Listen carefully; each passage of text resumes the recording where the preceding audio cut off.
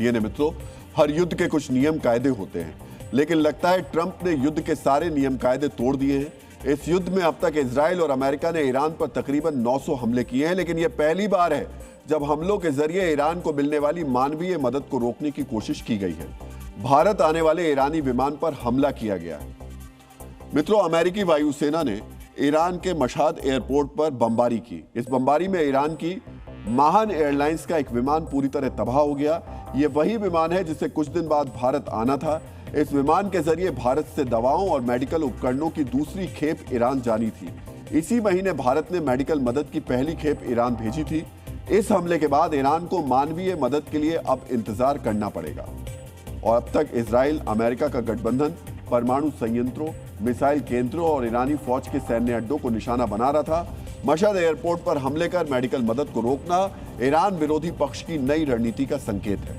मित्रों, दवाएं लाने वाले विमान पर अमेरिका ने क्यों हमला किया, ये समझने के लिए आपको युद्ध की नीतियों से जुड़ी एक डॉक्ट्रिन को ध्यान से देखना और समझना चाहिए। मिलिट्री की भाषा में ऐसी रणनीति को रेड रेस कहा जाता है। इस नीति के तहत दुश्मन की फौज का मनोबल तोड़ा जाता है। जब कोई सैनिक युद्ध में घायल होकर अस्पताल तक पहुंचता है तो उसका मनोबल कमजोर हो जाता है। अगर घायल हुए सैनिक को इलाज के लिए भी इंतजाम ना मिले तो ये ना सिर्फ सैनिक बल्कि फौज को भी प्रभावित करता है। ऐसे हालात से फौज के अंदर बौखलाहट और गुस्सा भर जाता है। यानी अगर दवाओं की सप्लाई रुक जाएगी तो ईरान के घायल फौजियों के अंदर भी झल्लाहट बढ़ेगी। मित्रों, यही अमेरिकी राष्ट्रपति ट्रंप का मकसद है।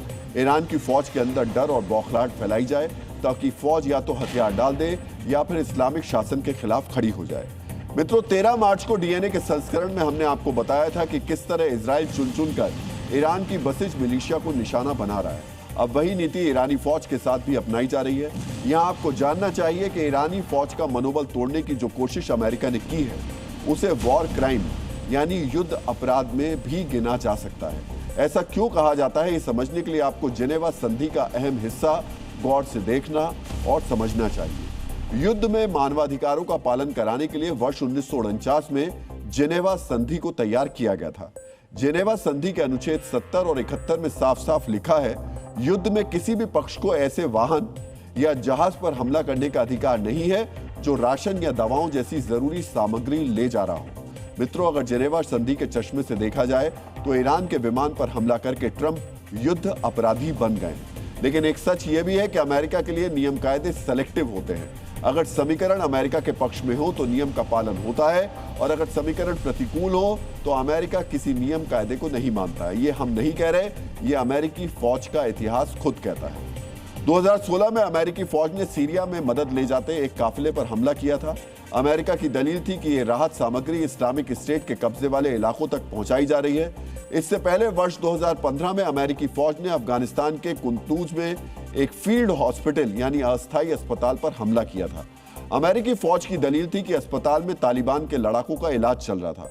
इस हमले में 42 लोगों की मौत हो गई थी। मित्रों, मानवीय मदद ले जाने वाले विमान पर हमला करके ट्रंप ने अपनी बौखलाहट का भी सबूत दे दिया है। ईरान का युद्ध जितना लंबा खिंच रहा है, ट्रंप पर उतना ही दबाव बढ़ रहा है। इसी वजह से ट्रंप अब साम दाम दंड भेद कुछ भी इस्तेमाल करके इस मिलिट्री ऑपरेशन को कामयाब साबित करना चाहते हैं।